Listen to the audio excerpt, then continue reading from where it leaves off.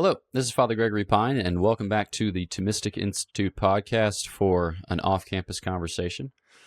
I think we've been doing off-campus conversations now for like 2 years, maybe 2 years and a smidge, but typically they have only involved two parties. This is a rare occasion in which the off-campus conversation involves three parties. So I'm very delighted to be joined by Professors Koons and Bonevac from the University of Texas at Austin. Thanks so much for joining. Thank you, Father. Thank you for having us. Yeah. Hey, it's my joy.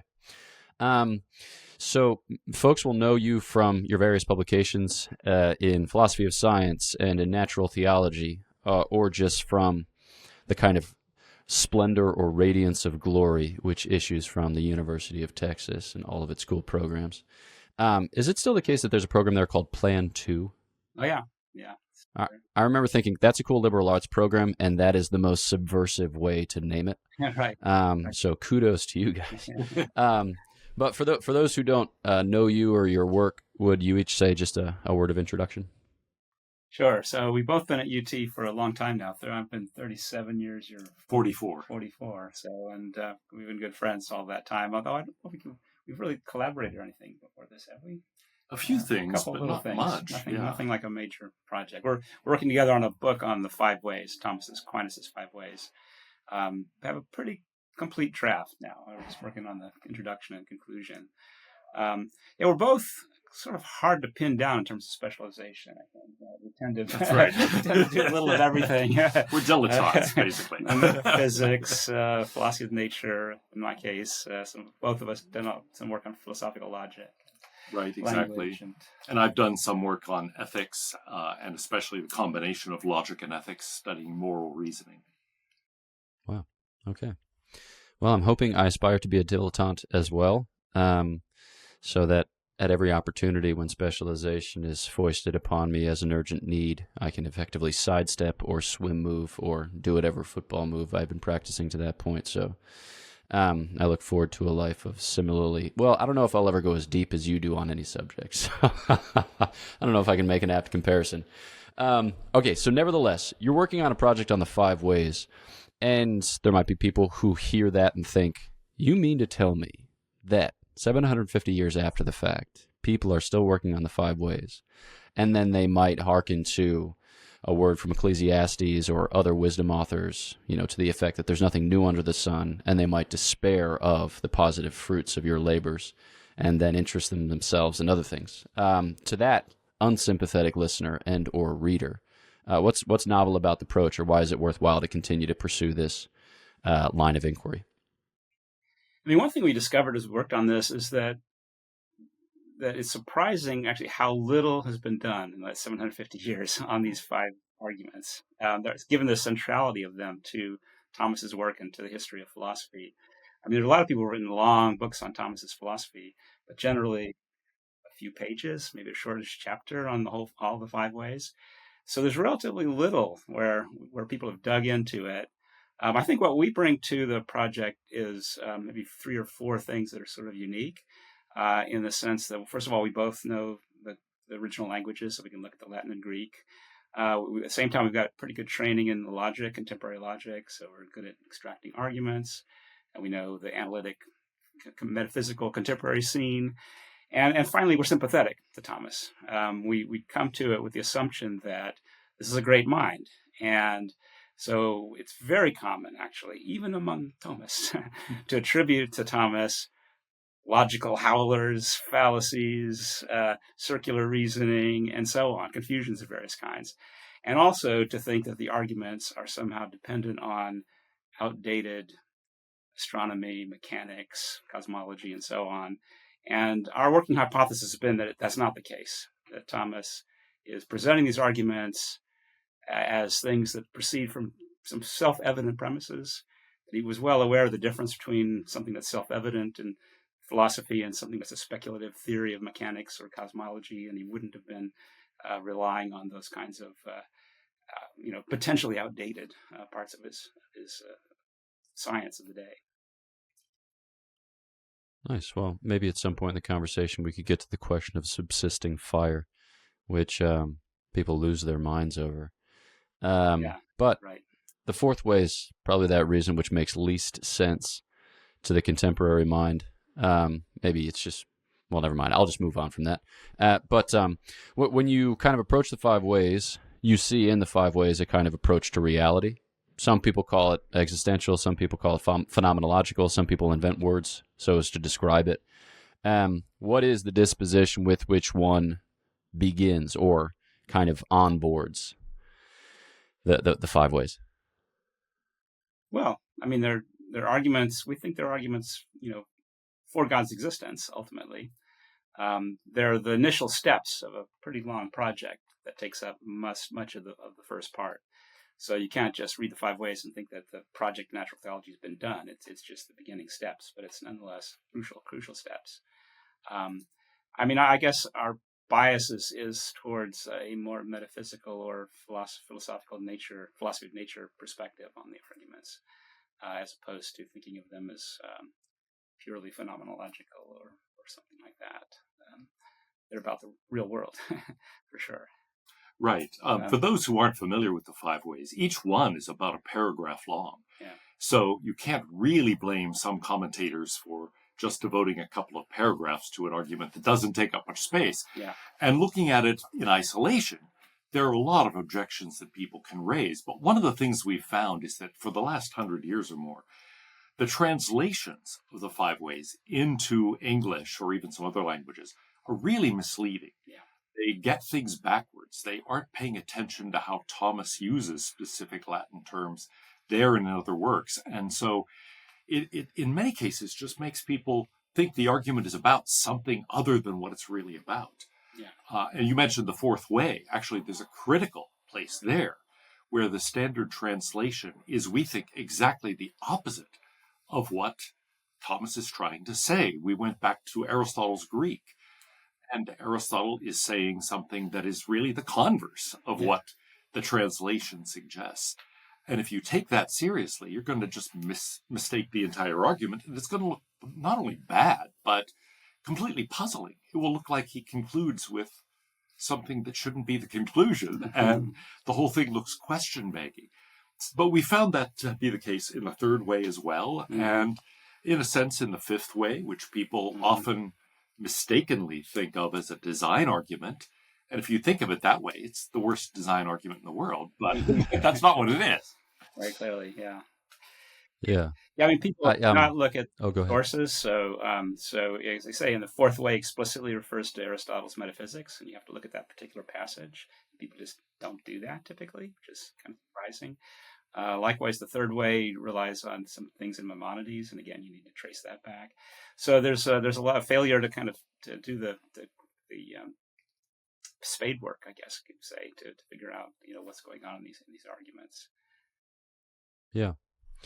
In my dissertation, I was studying exemplar causality, and obviously, maybe not obviously, but somewhat obviously, the fourth way features in a lot of the secondary literature apropos of how we speak of the exemplar as a cause, because some people take it that in the first half of the fourth way, St. Thomas kind of gets done what he needs to get done, and then the second half of the fourth way is just, well, while we're here, we may as well do this and that and the other thing and yada, yada, yada, and such.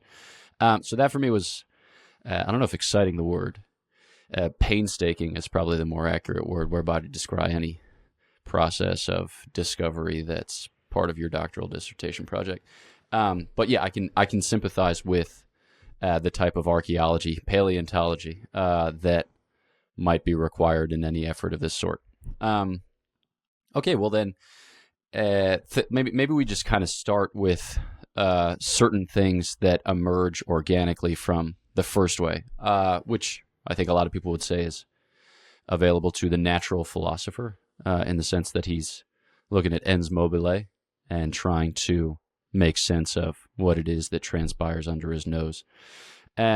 What might be some of the types of mistaken readings or conceptual obstacles posed by misinterpretation of the first way that you'd like to put in its place or set aside entirely? Right. So the first way is, of course, about the cause of motion, right, and how it is.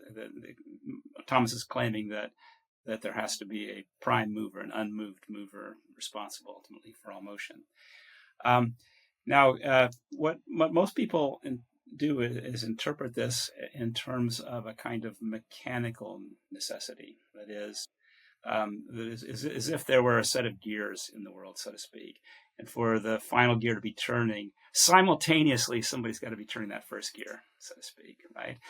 And so then the objection is, the standard objection the first way is, this is just outdated mechanics, right? Because once you bring in the principle of inertia, then you can have things just keep moving, right, on their own. They don't need a simultaneous thing kind of pushing them along at each point. That's the sort of standard interpretation. There's a number of things wrong with that. One is, again, it would make the argument depend not on the obvious fact that there's change, but on the very unobvious theory that change requires a simultaneous gear cranker out there somewhere, right? As though, and one of the things, of course, very confusing is that if you look at Thomas and Aristotle's discussion of things like violent motion of projectiles, like an arrow, they do sort of suggest that there has to be something like the air pushing the arrow along at each moment. And it's easy to take that and say, okay, that's what's going on in the first way. That's the assumption that's underlying the first way. And I think that that's clearly wrong. First of all, there are lots of areas in Aristotle and in Thomas where things like inertia are already present. There's already a kind of impetus in things. A number of places. Two most obvious would be the natural motion of substances. So a rock falling down, for instance, moving towards its natural place. It doesn't need something pushing it along at each moment. It's just its nature is to go towards the center of the earth. Likewise, the rotation of the heavenly spheres. There's not really any need for anything to keep pushing them. Their nature is to rotate in that way. So if it's not a mechanical explanation that's needed, what we want to look for is a deeper philosophical, metaphysical explanation that's required. And here, I think it's important to go back to Aristotle's physics. As Thomas is working on the Five Ways, he's working on commentaries on Aristotle's physics and metaphysics. And so it's very much forefront in his mind. And if you go back to the earlier part of the physics book 4 especially, we get this idea that time is a dependent phenomenon. Time is the measurement of change. Time doesn't pass unless change happens, right? So that immediately raises the question of, well, how then do we explain the passage of time itself? Why does time itself move forward? It can only move forward if change is happening, right? But then what causes the change that moves time forward, right? That's where you need something that's acting simultaneously. So to go back to inertia, right? Inertia is a time-dependent phenomenon. A body will move inertially in the sense that as time passes, we can predict exactly where it's going to be in space. As time passes, it sort of pulls the inertial body along through space. So inertia is time-dependent. But time is change-dependent. Right? Time itself is a dependent phenomenon. So inertia depends on time depends on change, right? So inertia cannot be the explanation of the continuity of change. It's rather, there's some kind of continuity of change that occurs that drives time forward and therefore pulls things along inertially, right? And this is true in Aristotle's mechanics and also in Newton's and in Einstein's. It's been a constant kind of theme here that you have to explain the progression of time itself. And that also solves another problem, right? Which is the other main objection to the first way. This goes way back to Suarez, at least, maybe earlier, is, well, at most it gets you some kind of physical, cosmological, unmoved mover so far from God that it's hardly worth bothering with. But if we look at it this way, that the first mover is explaining the passage of time, then the first mover has to be outside of time. Because if the first mover were inside time, then we'd have to keep changing in order to be responsible for the progress of time. But that means that something else would have to be moving the first mover along, so to speak, in time. So the only thing that could possibly explain the progress of time itself has got to be something supertemporal, something extratemporal, right? And to be extratemporal, you'd have to be not just unchanging, but beyond all possibility of change, right? Because if you're capable of change, then you're really in time, even if you're not actually changing, right? So that a timeless thing would have to be something outside of the possibility of change, and that would be a being of pure actuality, to use Aristotle's notion, a being that is necessarily everything it could possibly be at each. And so that gets you much closer to God, right? It doesn't get you all the way, but it gets you a long way towards the end. That's right. And we find that with a lot of these ways. It's not just a first mover, an unmoved mover. It's an unmovable, unchangeable mover. Yeah. And that in the second way, similarly, it's not just an uncaused cause, it's an uncausable cause. And so in each case, you really can't end up with anything inside the natural world that serves that role. It has to be something supernatural. And eventually you get, I think, to the conclusion that it is a perfect God. But it takes a while to get there. You don't have all of that argument in the first way or in the second way. Yeah. But already the key moves are set up for you. When Thomas says at each end of each ways, and all men call this God, we don't think he means, oh, I've now established all the divine attributes, right? I'm not basically finished. I've now got an independent basis for all of natural theology. I think all he's saying is we've now established the existence of something under a description, which in fact only applies to God. So in fact, God is the only being totally outside of time. And so once we've established that, we've established a being that we could call God. Likewise, the second way, we get a being that's uncausable. Only God is uncausable. So again, that's God. We haven't shown that he's omnipotent and all the other things yet, but we've established a characteristic, the existence of a thing with a certain characteristic, which in fact is unique to God. And that's the kind of justifies those claims. So then thinking about them in terms of a kind of underlying or operative natural philosophy and metaphysics, depending upon how one draws a formal distinction between those disciplines. Are we talking here like the red thread through the five ways is act and potency? Like we're remoting potency in each instance, or is it something more refined than that? It certainly plays a crucial role in, I guess, all five of the ways, doesn't it? I mean, not surprisingly. So I mean, one thing we could say here, of course, is that we're not claiming that the five ways are absolutely irresistible proofs that no one will avoid. They all do presuppose certain broadly Aristotelian ideas, including this distinction between actuality and potentiality. And I mentioned earlier, time is the measure of change and things like that. So they're very defensible things and things that plausibly claim to be self-evident, but not necessarily uncontroversial. That's a further step for sure. And then, do you find that in reading the five ways as a kind of like suite of arguments or ensemble of arguments, but a series of arguments to be read together, at the very least in the aggregate, perhaps at most as integral parts in one overall argument, that there are kind of advantages to that, or there are certain things that emerge from the text which might not otherwise be visible or perceptible to the casual reader? Yeah, I think so. I mean, we could work backwards from the fifth way for a minute, just take that if you don't mind. So we actually think the fourth and fifth way are dependent on the first three. So they aren't additional reasons for believing in a first cause. They're rather in making a move from a first cause, an uncausable cause, to some characteristic. So in the case of the fourth way, to perfect being. In the case of the fifth way, to intelligence. So if you look at the fifth way, I mean, there is a kind of parallel to the fifth way in the Summa Contra Gentiles. And the parallel there at the end of Book 13, that's explicitly a design argument. He talks about the order of the universe, the harmony, and so on. None of that's in the fifth way, right? Yeah. So we think we came to this originally thinking the five ways were a kind of Reader's Digest of the stuff in the Summa Contra Gentiles. So that's where you would find all the details.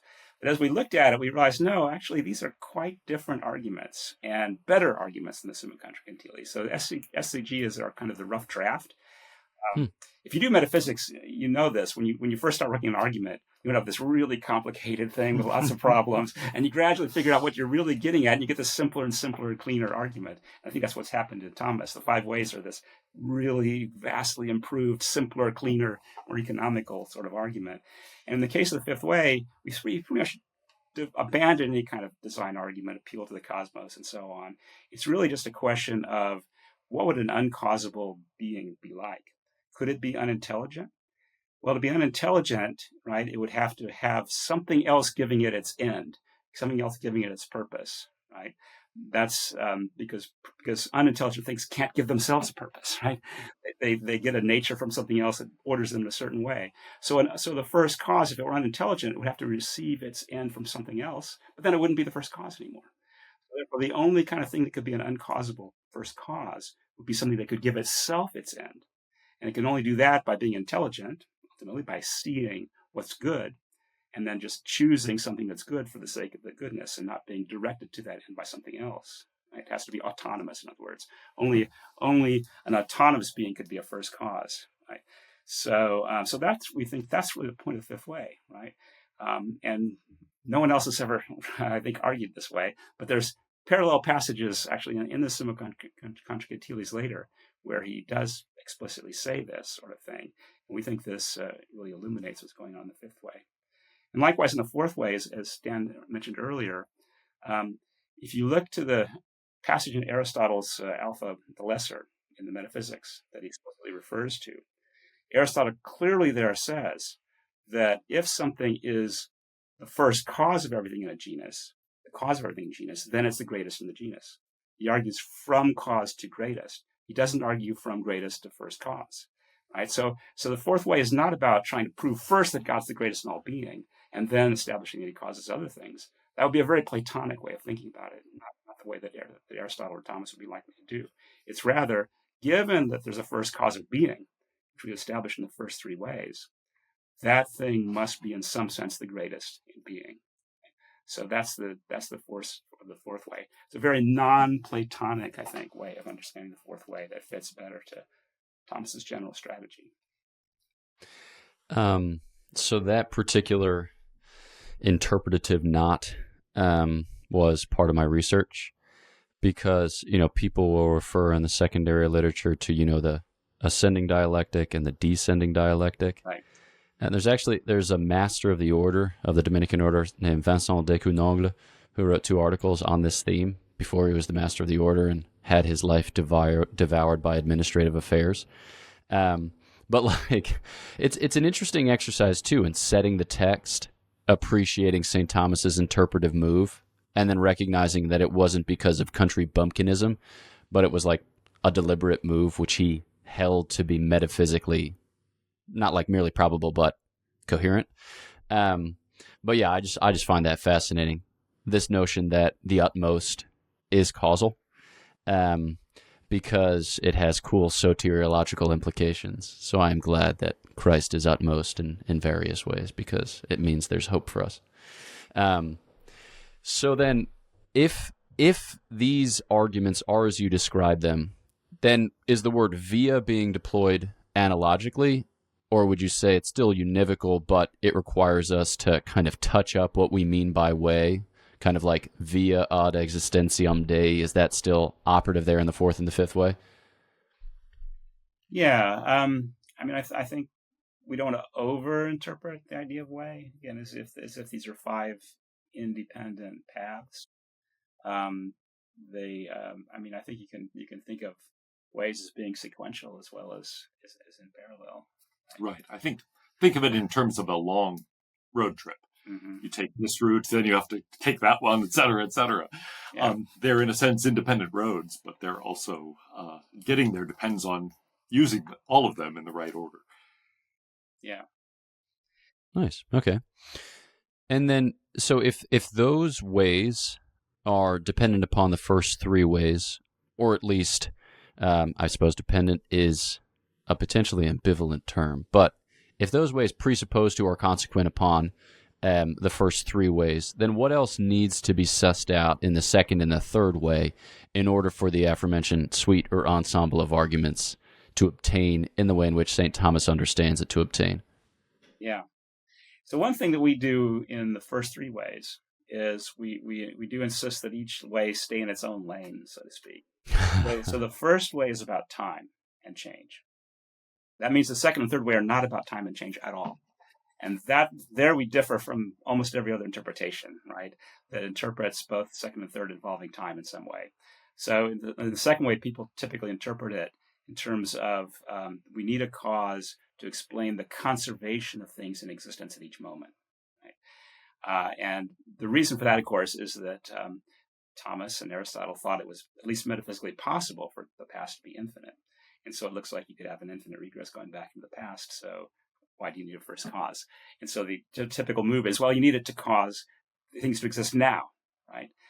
Well, we think that's a bad interpretation for several reasons. One is it's pretty unobvious, and secondly, Thomas himself, although he does believe that, he doesn't actually argue for it until you get to question 104, 102 questions later in the first part. So it's very odd if he's assuming something in the second way that he doesn't get around to proving until question 104 in the first part.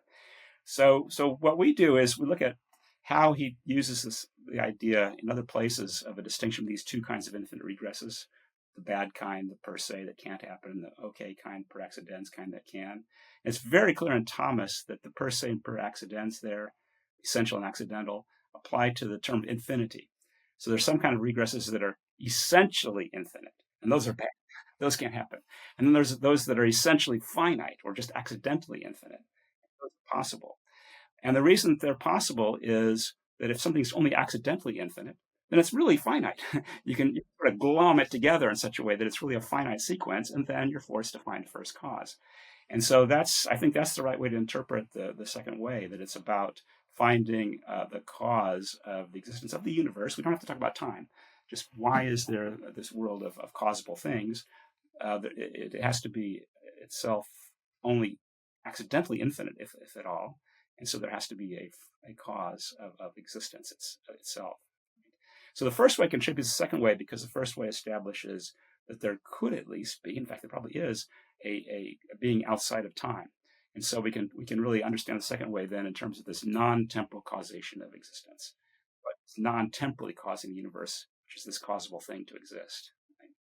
And then the third way, maybe I'll let Dan talk about this because this is how the book sort of came into part. I had this new interpretation of the first way, and then I ran to Dan, and he's got this really new interpretation of the third way. And we thought, well, okay, let's put this together, and let's think about this other three ways. And sure enough, we came up with new interpretations of them as well. And in each case, I think advancing the understanding in significant ways. So why don't you say something about the third way? Yeah, the third way is routinely understood as being about time. That basically, if a contingent thing, something that could exist or could fail to exist, if it's contingent, there must have been some time, which it's not. And if everything were contingent, there would be a time when there was nothing. But if there was a time when there was nothing at all, there would be nothing now. So not every that time was in the past, even. Yeah, right. Why assume, first of all, that there would be such a time where nothing existed? Then why assume it happened in the past instead of some distant future? Right. And so it doesn't make much sense that way. It looks like a terrible argument. And the consensus in much of the scholarly literature is, yes, it's a terrible argument. Even most Thomists think it's a pretty bad argument. That's right. But I don't think that's what's going on at all. For one thing, he never uses the word time throughout this entire thing. So here's a case of really misleading translation. But if you look carefully at the words that could be given a temporal interpretation, he uses those throughout his corpus in other ways that suggest something modal, about possibility, not about time. And so once you recognize that, you realize, oh, wait a minute, he's saying that, first of all, if everything were contingent, then it would be possible for any given thing or any independent group of things not to exist. And if that's true, then we advance what we call a subtraction principle, saying, look, if there are independent things that could fail to exist, then their existence doesn't depend on the non-existence of something else. They could be subtracted without adding anything to the universe. And you could basically trace things back on these chains of dependence to the things that are fundamental, are independent, and then subtract them. You'd be left with nothing. But he's talking about not some time in the past where that would have happened. He's talking about a possible world, a possibility where that would have happened. And then the argument goes, once you're even in a possible situation where that would happen, there's no way to get out of it. Nothing else would be possible because you've got nothing to cause any change there, nothing to cause anything to exist. So any world where there was nothing at all would be just a world that had no possibilities at all. It would just be stuck there.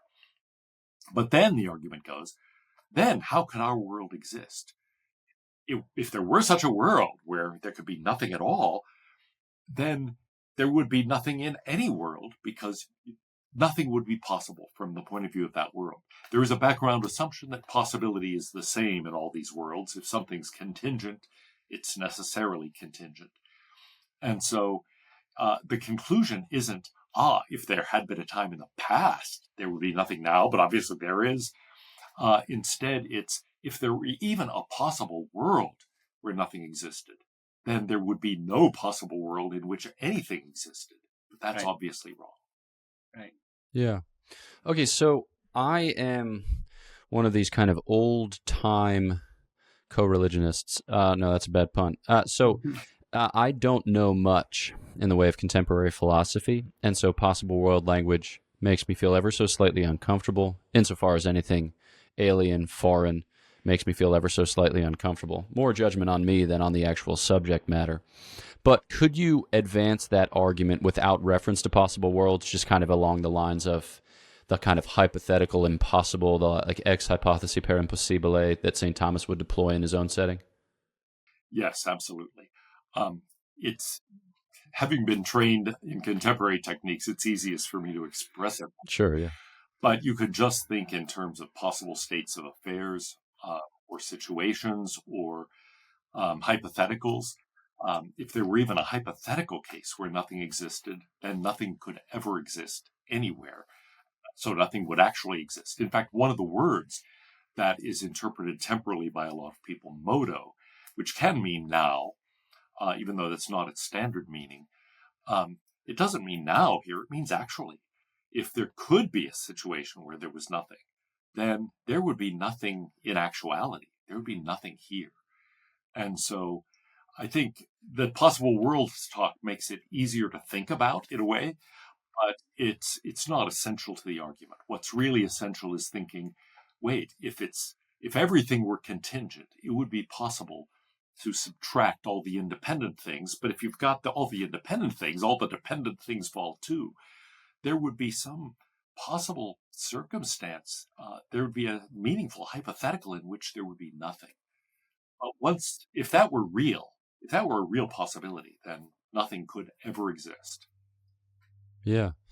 It's just thinking about the third way and the fourth way of views as you have described them. You get a kind of picture, an emergent picture of like God and the fecundity of divine being, and a kind of metaphysics of creation which emerges on the basis of the understanding that you have approximated, approached, attained to argumentatively in the range of, like that it is.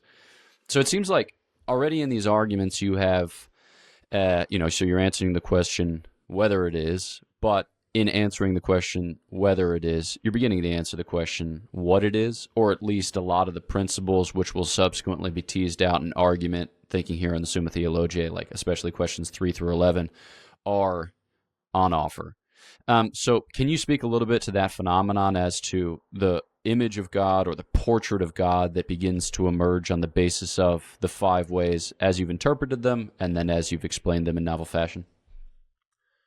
Yeah, so in the book, we're going to go beyond the 5 ways. Actually, we're going to go into the following questions in dealing with simplicity, perfection, infinity, and intelligence, unity and intelligence. Those 5 things, right? Nice. And for us, on our interpretation, I think I don't see anybody's interpretation. For Thomas, the idea of simplicity is central. So the connection between that and the 5 ways, we think, is that the 5 ways, especially the first, second, and third way, are about getting to a being that is uncausable and independent, absolutely independent in the third way. And Thomas argues that to get something that's truly uncausable and independent, you'd have to get something whose essence is identical to its existence. So we go ahead and embrace that. That's the most heavy-duty metaphysics, right, of the whole book. And we're trying to defend that view from a point of view of, again, contemporary metaphysics, suggesting that what Thomas has in mind here is an interesting theory about what actuality consists in, that for something to be actual is for some kind of act of existence, this entity, to be added to its possibility in order to make it actual. So, and we give some defense that we argue that's a defensible account of actuality, and then in connection with the first 3 ways, we can see, well, the only way you could get something that's truly uncausable would be if Thomas's account of actuality is right, and if among the beings in the world there's a being which is simply identical to an act of existence. Isn't an act of existence added to something else, but is just pure existence per se. And so that I think that's the key idea in Thomas, and then everything else about God really follows from that, from God's being identical to a simple act of existence, right? Unqualified, unlimited existence. That's what gets you then perfection, infinity, and all the other characteristics. And we're going to work on the last chapter. We're going to do some quick comparisons and argue that this strategy of Thomas is superior to the others that are on offer. I mean, Scotus, I think, for instance, would go to infinity first rather than simplicity. So the first cause is uncausable because it's infinite, right? But then the problem is, well, why couldn't one infinite thing cause another infinite thing? Right? And in any case, Scotus is relying heavily on some kind of principle of proportionality that we think Thomas doesn't actually need. That he doesn't need this idea that the cause has to be greater than the effect in every case. At least not in the context of the Five Ways. So I think it's a defensible and I think very fruitful approach that Thomas has. Maybe for one last question, I'm just interested to adopt an historical tack.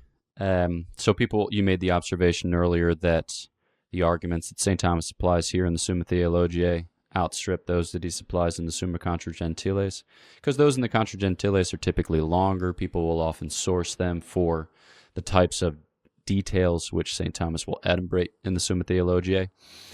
So you've got like a renewed appreciation in the last 50 years for certain historical developments within St. Thomas's thought. I'm thinking of people like John Whipple or Jean-Pierre Terrell. And so you have the Summa Contra Gentiles often dated to like 1259 to 1265. Insofar as those arguments occur in Book 1, they're going to be relatively early, shortly after St. Thomas finishes, like, he's Sentences Commentary is finished in 1256. His De Veritate, Disputed Questions is done in like 1259. So this is really on. And then I think people will date the writing of the Summa Theologiae to like 1266 to 1273. So you've at least got, a life cycle of St. Thomas's relatively short career. This idea of like the kind of metaphysics of essay is one thing that 20th century scholars have identified as like a novelty in his work. Do you identify other things that like St. Thomas will have picked up along the way, or things that he appreciates with greater urgency or intensity in these later formulations of arguments for the existence of God, which really give it teeth, or which, really give it the strength that you're kind of appreciating in your critical reception? Well, I mentioned the first way, especially in this context. So in the Summa Contra Gentiles, book 1, question, chapter 13, it's a long discussion, right, of a whole set of arguments that Aristotle gives in the physics, and they're very complicated and full of very dubious premises. And I think what Thomas has realized by the time he's writing the Summa Theologia is, wait, there's a more fundamental idea here, right? Which we can just grab hold of, and I think that you end up with just a much better argument in the end than what you had in the Summa Contra Gentiles. Yeah, and I think it's not only a much cleaner and stronger argument, avoiding a lot of those premises, but it's much more directly geared against a possible objection, which is advanced by Anthony Kenny and some others against a variety of the ways, which is that, look, this first mover, first cause, whatever it is, it may just be a natural thing. It may simply be the Big Bang or something of that sort that fits into the natural world. And given certain interpretations of the argument, and even given the arguments in the Summa Contra Gentiles, I think, yeah, you could have that view. That's a reasonable objection. But I don't think it works at all against the ones in the Summa Theologiae. There, it's pretty clear this thing has to be outside of time. It cannot be part of the natural world. And it has to be not only uncaused, but uncausable. So it can't be something like the Big Bang or some other kind of naturalistic force, energy field or something like that. Yeah. It's got to be something that has the properties of God. Yeah. And then there's nothing in the Summa Contra Gentiles that corresponds to the third way. That's right. That's a completely original argument there, and I think it's a really important one if properly understood. It gets you to a being that is not only necessary, but necessary in itself, necessary by itself, which is what the second part of the third way does.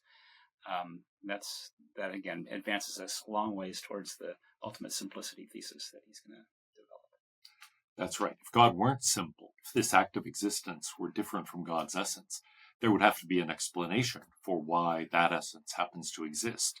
But then you'd be pushed toward God being dependent on something else, being caused by something else, etc. So all of the structure of the first three ways would fall apart. Yeah, that's right. Yeah, it's that uncausability idea that you find in all those first three ways. Yeah. No, thank you. That's helpful for me to think about these things from a different vantage, to think about these things with a fresh perspective. So while the book itself has not yet been published, yet its readers, in the metaphorical sense of read, I guess it's analogical. I mean, read words, concepts. It's something like reading what we're doing right now. Have already begun to profit. So thanks. Great. Our pleasure. Yeah. So as we kind of wind up, how might folks kind of follow up with your work? What are typical ways or typical avenues that they can explore to learn more? Well, I've got a website. I don't know if you probably do too, right? robkoons.net. I've got a lot of my papers there. I've also got try to keep a blog going where a lot of the ideas will appear periodically. You can find that on the same website. Right. I have a website, philosophical.space. But also I have a YouTube channel where I have 85,000 subscribers and hundreds of videos on all sorts of philosophical topics, including some of my first thoughts about the five ways. But those videos are several years old, so I can do now much, much better ones. Yeah, Dan's one of the biggest presences in YouTube world in philosophy, so he's a real asset. That's all. And something I think that like a lot of, I don't know, I can speak for the theological community, but theologians struggle with is it's like sometimes you feel like you're sussing out your own ideas and you're kind of sussing them out alone. But I think that the philosophical community, especially amongst believers, does a better job of, kind of talking through things. Like the ACPA is pretty cool in that regard. I mean, the Sacra Doctrina project as of late has been really good in hosting substantive conversations and getting to resolutions. And that's something that excites me for. What would you say? Dialogue is a kind of dirty word in certain reactionary circles, but conversation, conversation going forward. So kudos. Yeah, I think in philosophy and in religion and in theology, there is increasing interaction. The number of Christian philosophers seems to me to be growing, and the extent to which the community in Catholic and non-Catholic circles is actually taking theological ideas seriously has greatly expanded. So I see it as a growth area, and it's a wonderful thing after, at least a century. Yeah. Great.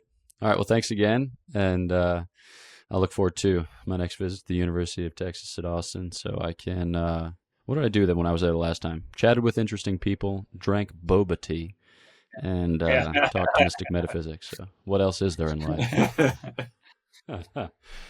All right, turning to you, the listener, thanks so much for tuning into this episode of the Thomistic Institute podcast. If you haven't yet, subscribe on YouTube or your podcast app, unless it is contrary to your academic advancement or spiritual growth, and then promptly unsubscribe/run to the hills, buy yourself 3 acres and a cow, and do what feels right.